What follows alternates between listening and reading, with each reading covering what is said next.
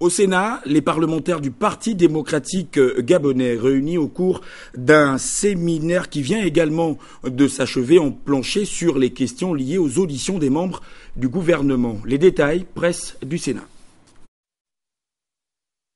L'échange de discussion de la rentrée du groupe parlementaire PDG au Sénat a permis aux vénérables sénateurs du groupe de passer en revue les principaux points à l'ordre du jour et le président du groupe, Mme Georgette Coco, d'attirer l'attention de ses collègues sur les devoirs qui leur incombent en tant que groupe parlementaire majoritaire du Sénat.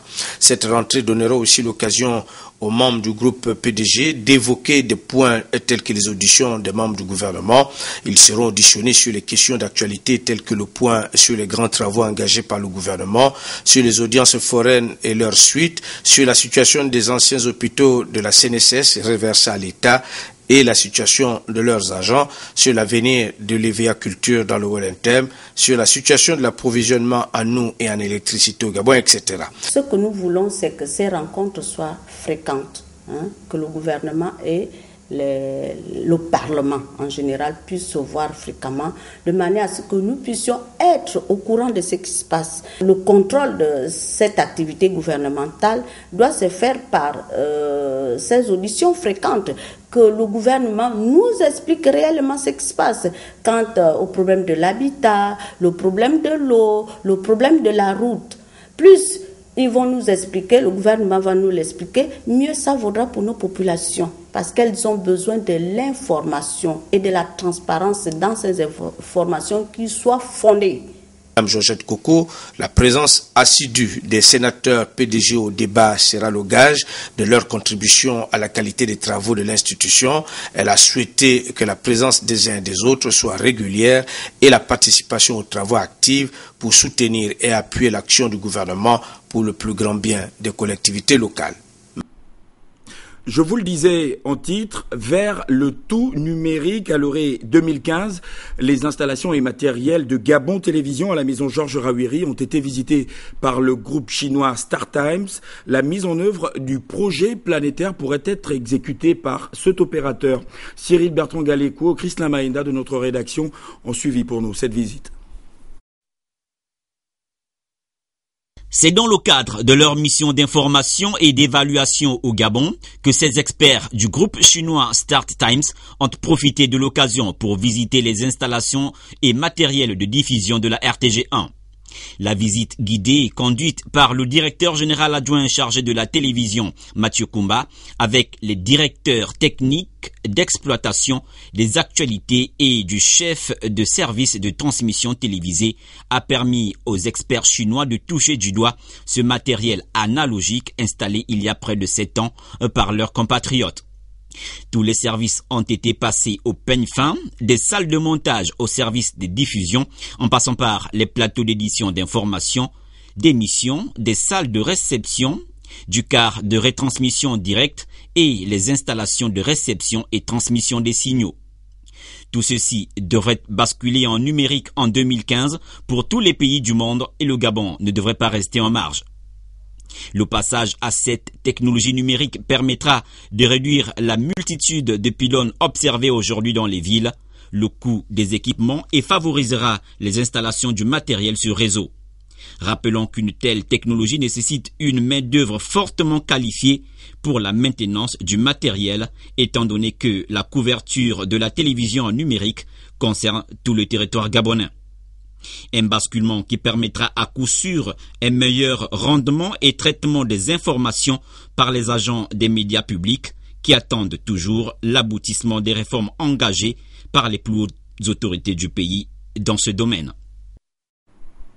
Et puis cette communication, le ministre de l'économie numérique, de la communication, de la Poste, le ministre délégué, le secrétaire général et ses adjoints, les directeurs de cabinet, les inspecteurs généraux, adjoints, les conseillers, les directeurs généraux et leurs adjoints, les directeurs et leurs adjoints, les chefs de service et l'ensemble du personnel ayant appris avec émotion le décès brutal survenu ce dimanche 23 septembre 2012 de monsieur Alain Eyégué Dzogué, journaliste, conseiller en communication du maire de Libreville, adresse à ce dernier et à toute la famille éplorée leurs condoléances les plus attristées et les assure de leur compassion en cette douloureuse épreuve. Dans le même même ordre d'idées, Odette Mouyayou Dember, conseiller du distingué camarade du Parti démocratique gabonais, a le regret d'annoncer aux militants et militants du 3e arrondissement de Libreville le décès de Pierre Bondo, secrétaire fédéral de la 6e fédération du Parti démocratique gabonais, survenu ce mardi 25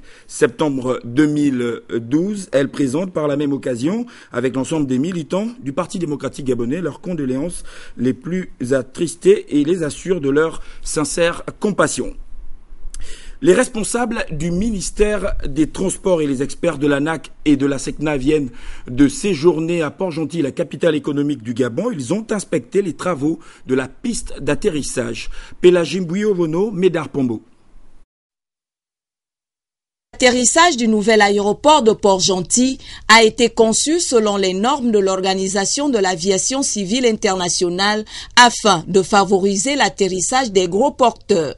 La piste nouvellement construite est équipée d'un balisage nocturne et d'un marquage au sol dans les normes.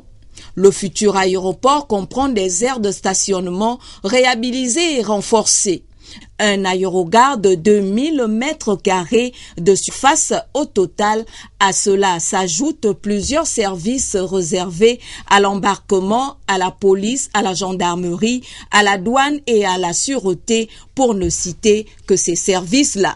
Nous avons construit un hangar de marque Frisomat démontable qui peut être démonté à n'importe quel moment pour être construit sur un autre site dans le pays.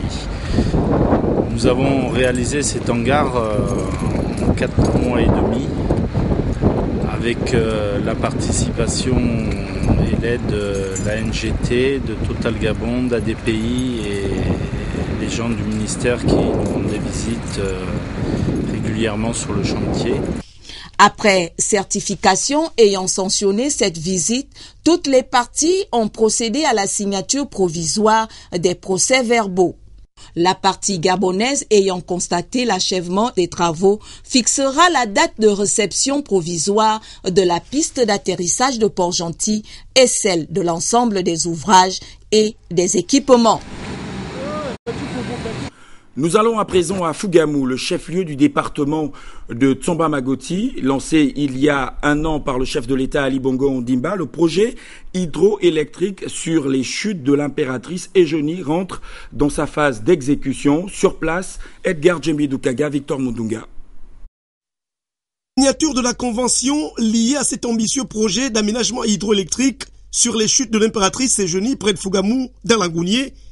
Le site était encore une forêt. Aujourd'hui, le chantier est ouvert.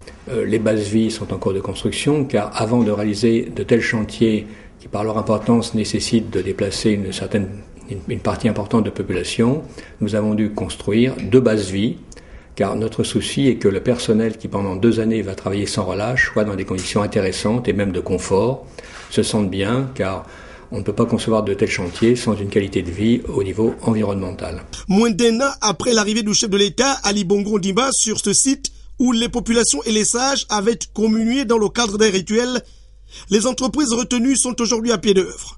J'ai là 9 montées déjà écoulées, comme vous voyez. Les autres là-bas, ils ont 6. Nous sommes en train de finir avec toutes les maçonneries. Et d'ici 3-4 jours, on va commencer avec les boiseries. Pour faire du bon boulot, il faut des bons matériaux. Donc je ne laisse pas passer n'importe quoi. Porté par la Direction générale de l'énergie, le ministère de tutelle et les responsables du développement des énergies, de l'électricité des provinces de l'Angounier, du Moyen-Ouest et de l'Estuaire, mobilisent Porte-Natché et dans le respect de l'environnement. Merci au président. Beaucoup, il nous est trouvé maintenant